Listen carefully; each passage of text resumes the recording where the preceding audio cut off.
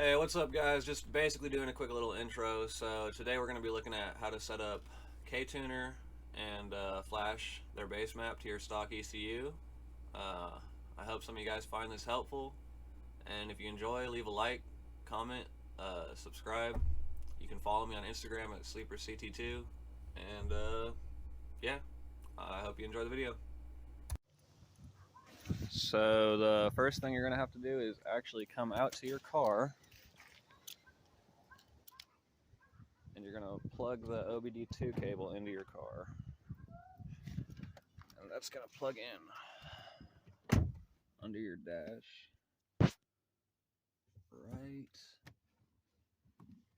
right here. I don't know how well you guys can see that. I don't have flash on, so it might be shitty, but here, I'll turn flash on. Right here is where it's going to plug in, this little OBD2 port right here. And you're just going to plug the KTuner in, and then it's going to pop up some instructions. You'll have it right here or whatever, pop up some instructions on the screen. It's going to ask you to lock to the ECU. Just follow the instructions on screen, and yeah, it's pretty straightforward.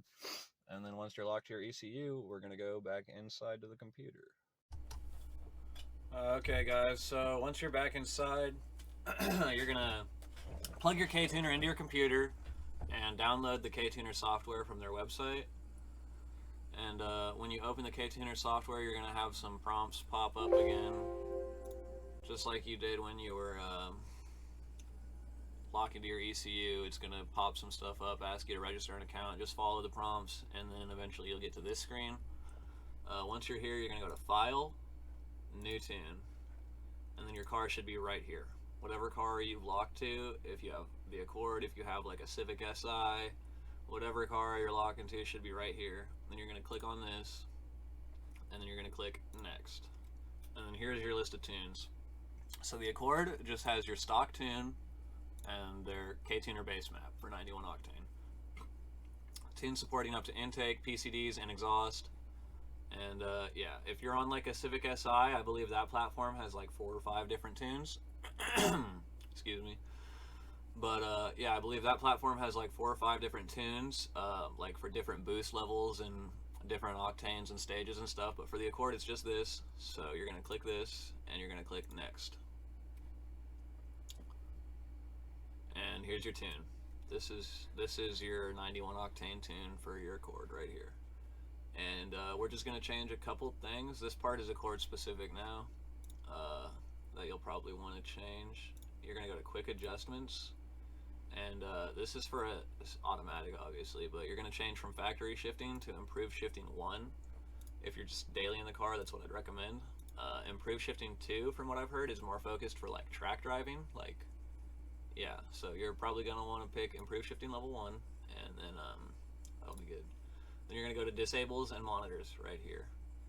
And if you're running exhaust, like if you have a J-pipe and pre-cat deletes or high flow pre-cats, you're going to disable your O2 sensors. These 2 boxes right here, if you check these, will disable your O2 sensors. That's what's going to keep you from getting a check engine light with your J-pipe. So that's what you want. And then if you're on this is another automatic thing. This doesn't apply to 6MT Accords, but if you want to disable your variable cylinder management, which is the VCM, it's what makes your car go into 3-cylinder mode and save gas on the highway. If you want to turn that off and only run in 6-cylinder mode, you want all 6 cylinders all the time, you can just check this box and it won't come on.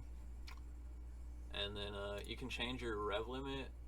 The factory rev limit is 6,900. KTuner sets it to 7,100, so that's fine, I think. I didn't change that. I have mine at 7,100. You can mess with 2-step, and you can change VTEC engagement. I wouldn't recommend changing your VTEC engagement, and if you do, I wouldn't do more than like a couple hundred RPM, like making it engage at 4950 and making it disengage at like 4750 maybe. But you won't really know where the best spot is to put the VTEC engagement point to get the most gains out of it.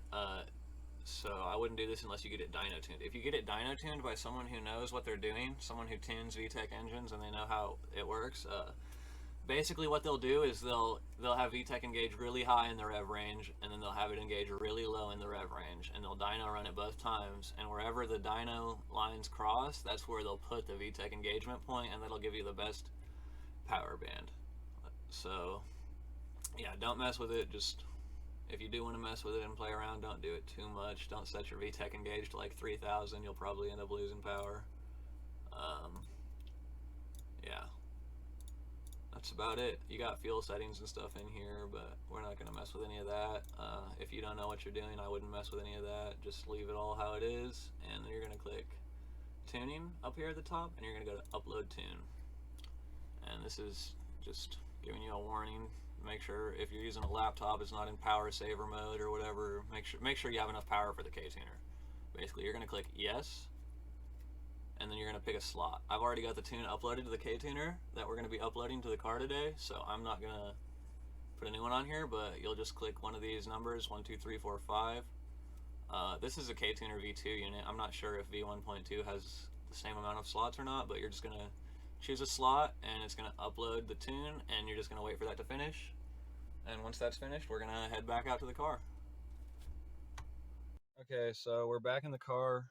We've got the KTuner unit plugged into the OBD2 port down there.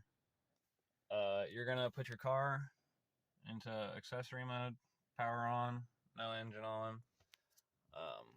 For the push to start, how you do this, so when you start these cars, you just put your foot on the brake and press it. I'm assuming if you have one of these, you know how to start it.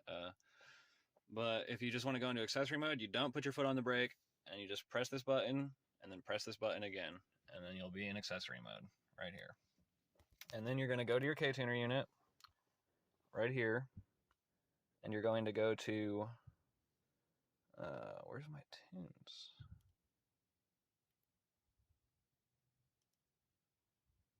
Oh yeah, okay, sorry. Yeah, you're going to go to your KTuner unit, and you're going to click on the little K logo at the top right here. Right here. And then you have this flash button. You're going to tap flash.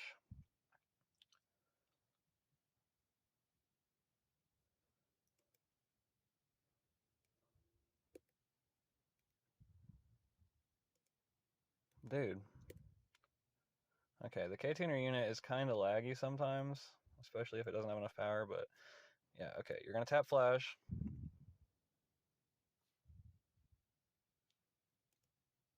Okay, and once you tap flash, you're going to get this. With your tunes, you should have your factory one and whatever tune you uploaded. You're going to tap whatever tune you uploaded, so KTuner base map, and then it's going to start uploading your tune. You're going to see your gauge cluster go crazy. A bunch of lights are going to come on. Your front collision warning system is going to come on and stuff. And this will have a little progress bar for the flash. While it's flashing, just don't mess with it. Just leave it, sit, and let it flash, because you don't want it to lose power or get messed up during the flash or anything. If it does, it can fail, and if the flash fails, your KTuner unit will go into a recovery mode, and it'll basically just try to reflash back to the stock tune. So if it does that, just follow the instructions on screen and then try to flash the tune again. It shouldn't do that, but if it does happen, don't freak out. Just follow the instructions on the screen, recover the ECU, and then try flashing again. And yeah, it'll have a progress bar on here. It'll say flashing. It'll have a %, like it's downloading a file or something. And then once that's finished, your car will go back to normal accessory mode, and then you'll be tuned. That's the end of the video, guys.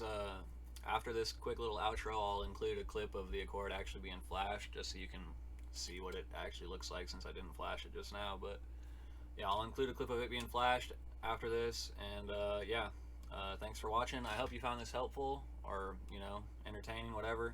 If you were on the fence about buying a KTuner and you just wanted to see how it works, how simple it is, whatever, yeah. Either way, thanks for watching, and like, comment, subscribe. You can follow me on Instagram at SleeperCT2, and yeah, I'll see you guys next time.